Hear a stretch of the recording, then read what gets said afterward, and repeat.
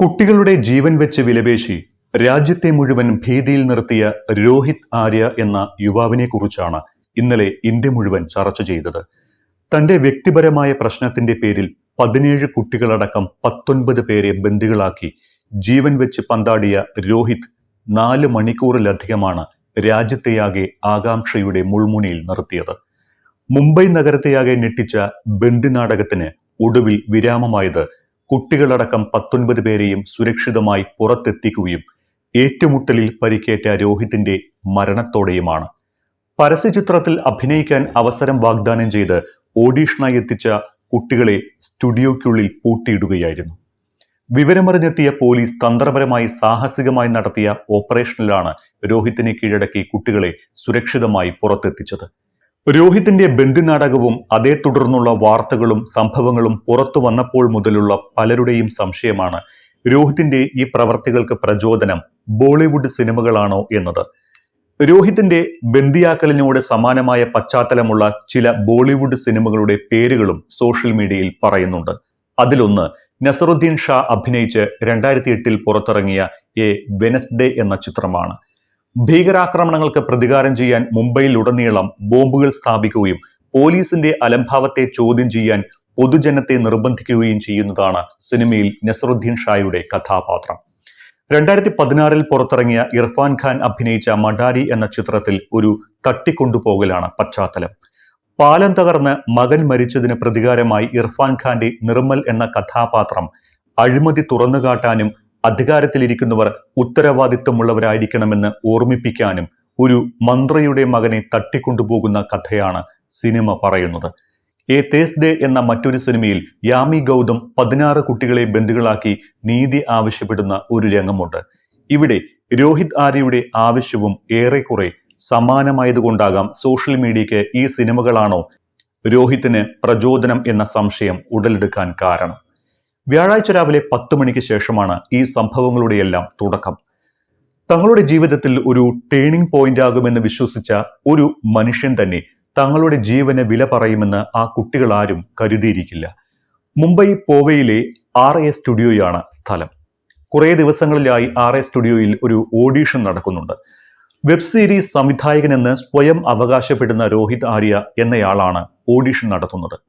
കുറേ ദിവസങ്ങൾക്കിടെ നിരവധി കുട്ടികളടക്കം അവിടെ ഓഡീഷന് വന്നു പോയിട്ടുമുണ്ട്. വ്യാഴാഴ്ചയും വന്നിരുന്നു 80 കുട്ടികൾ ഓഡീഷന്. ഓരോരുത്തരെയായി ഓഡീഷൻ നടത്തി പുറത്തുവിട്ട അല്ലെങ്കിൽ പറഞ്ഞുവിട്ട രോഹിത് പക്ഷേ 17 പേർ ശേഷിച്ചപ്പോൾ തനി രൂപം പുറത്തെടുത്തു. ആ 17 കുട്ടികളെയും മറ്റൊരു വയോധികനെയും സ്റ്റുഡിയോ കെട്ടിടത്തിലുണ്ടായിരുന്ന മറ്റൊരാളെയും അടക്കം 19 പേരെ സ്റ്റുഡിയോക്കുള്ളിലിട്ട് വാതിൽ പൂട്ടി. അങ്ങനെ 19 പേരും ബന്ദികളാക്കപ്പെട്ടു. 13നും 17നും ഇടയ്ക്ക് പ്രായമുള്ള കുട്ടികളാണ് ഓഡീഷനെത്തിയിരുന്നത്. പക്ഷേ ഏതാനും സമയം കഴിഞ്ഞ ശേഷം മാത്രമാണ് ഈ സംഭവം പുറം ലോകവും പോലീസും അറിയുന്നത്. സ്റ്റുഡിയോയുടെ ജനലിലൂടെ പുറത്തേക്ക് തുറിച്ചു നോക്കി നിൽക്കുന്ന കുട്ടികളെ പുറത്തു നിന്നുള്ളവർ കാണുന്നുണ്ടായിരുന്നു. ഉച്ചയ്ക്ക് 1:45 പോലീസ് കൺട്രോൾ റൂമിലേക്ക് ഒരു എമർജൻസി കോൾ വന്നു.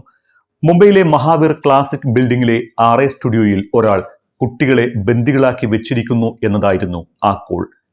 ഉടനടി ഉണർന്നു പ്രവർത്തിച്ച മുംബൈ പോലീസ് RA സ്റ്റുഡിയോ നിലനിൽക്കുന്ന ഓവയിലേക്ക് കുതിച്ചെത്തി.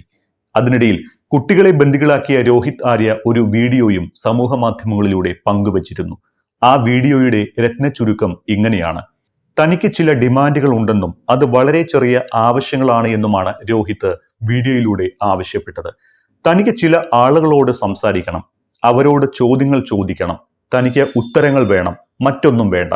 താൻ തീവ്രവാദിയല്ല, തനിക്ക് പണവും വേണ്ട. ഈ ബന്ദിയാക്കൽ ഒരു പദ്ധതിയുടെ ഭാഗമാണ്. താൻ ജീവിച്ചിരിക്കുകയാണെങ്കിൽ അത് നടപ്പാക്കും. തന്നെ സംസാരിക്കാൻ അനുവദിച്ചില്ലെങ്കിൽ ഈ സ്ഥലം കത്തിക്കും. പോലീസിന്റെ ഭാഗത്തു നിന്ന് എന്തെങ്കിലും നീക്കമുണ്ടായാൽ കുട്ടികളുടെ ജീവൻ ആപത്തിലാകും. ഇത്രയുമാണ് രോഹിത് വീഡിയോയിൽ പറഞ്ഞത്. സ്ഥലത്തെത്തിയ പോലീസ് സംഘങ്ങൾ ആദ്യം ചെയ്തത് സ്റ്റുഡിയോ കെട്ടിടം വളയലായിരുന്നു. പിന്നാലെ അനുനയ നീക്കങ്ങൾ. കുട്ടികളെ വിട്ടയക്കാനും കീഴടങ്ങാനും പോലീസ് രോഹിത്തിനോട് അഭ്യർത്ഥിച്ചു. സമ്മതിക്കില്ല എന്ന് രോഹിത്തും. എന്തു പറഞ്ഞിട്ടും രോഹിത്ത് അടുക്കാതിരുന്നതോടെ അനുനയ ശ്രമങ്ങൾ പരാജയപ്പെട്ടു. സാമം, ദാനം, ഭേദം എല്ലാം പയറ്റി പരാജയപ്പെട്ടതോടെ പോലീസ് ഉറപ്പിച്ചു ഇനി ദണ്ഡം തന്നെ മാർഗം. അങ്ങനെ സ്റ്റുഡിയോക്കുള്ളിൽ തകർത്തുകയറി ഓപ്പറേഷൻ നടത്തുക. പിന്നീട് വളരെ തന്ത്രപൂർവമായിരുന്നു പോലീസിന്റെ ഓരോ നീക്കങ്ങളും. 2:30 കുളിമുറിയിലെ ഗ്രിൽ തകർത്ത് പോലീസ് സംഘം സ്റ്റുഡിയോക്കുള്ളിലേക്ക് പ്രവേശിച്ചു. പിന്നീടെല്ലാം സിനിമാ സ്റ്റൈലിൽ.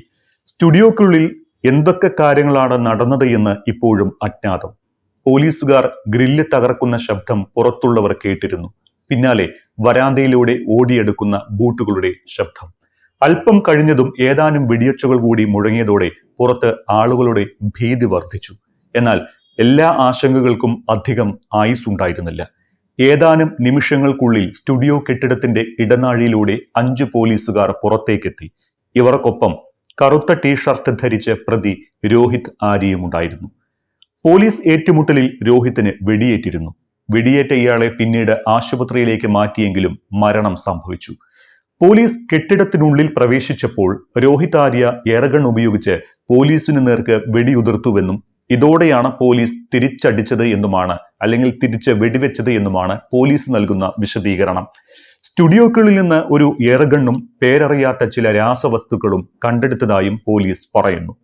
പോലീസ് ജോയിന്റ് കമ്മീഷണർ സത്യനാരായണൻ ചൗധരിയുടെ വാക്കുകൾ പ്രകാരം ജോലി സംബന്ധമായ ചില പണമിടപാടുകൾ വൈകിയതിലുള്ള പ്രശ്നമാണ് ബന്ദിനാടകത്തിൽ കലാശിച്ചത് എന്നാണ് സൂചന. രോഹിത് ആര്യയ്ക്ക് മാനസികാസ്വാസ്ഥ്യമുണ്ടെന്നാണ് പോലീസിന്റെ നിഗമനം. ഇയാൾക്ക് മറ്റ് ക്രിമിനൽ പശ്ചാത്തലങ്ങൾ ഇല്ല എന്നും പ്രാഥമിക അന്വേഷണത്തിൽ പോലീസ് കണ്ടെത്തിയിട്ടുണ്ട്. എന്നാൽ പ്രതിയെ സംബന്ധിച്ചുള്ള കൂടുതൽ വിവരങ്ങൾ പോലീസ് ശേഖരിച്ചു വരികയാണ്. സംഭവ സ്ഥലത്ത് നിന്ന് കണ്ടെടുത്ത വസ്തുക്കളും മറ്റും വിശദമായ പരിശോധനയ്ക്ക് വിധേയമാക്കും. ബന്ദികളാക്കിയ 17 കുട്ടികളടക്കം 19 പേരെയും വൈകിട്ട് 5 മണിയോടുകൂടി പോലീസ് സംഘം സുരക്ഷിതമായി മോചിപ്പിച്ചു. കുട്ടികളെല്ലാം 13 വയസ്സിനും 17 വയസ്സിനും ഇടയിൽ പ്രായമുള്ളവരാണ്. ആർക്കും പരിക്കുകളൊന്നുമില്ല എന്നും ഇവരെയെല്ലാം പ്രത്യേകം ബസ്സുകൾ ഏർപ്പാടാക്കി ബന്ധുക്കൾക്കൊപ്പം വിട്ടയച്ചതായും പോലീസ് അറിയിച്ചു. വെബ് സീരീസ് സംവിധായകനെന്ന് അവകാശപ്പെട്ട രോഹിത് ആര്യ മുംബൈ പൊവായിയിലെ RA സ്റ്റുഡിയോയിലെ ജീവനക്കാരനാണ് എന്നാണ് വിവരം. ഇയാൾ ഒരു യൂട്യൂബ് ചാനലും നടത്തിയിരുന്നു.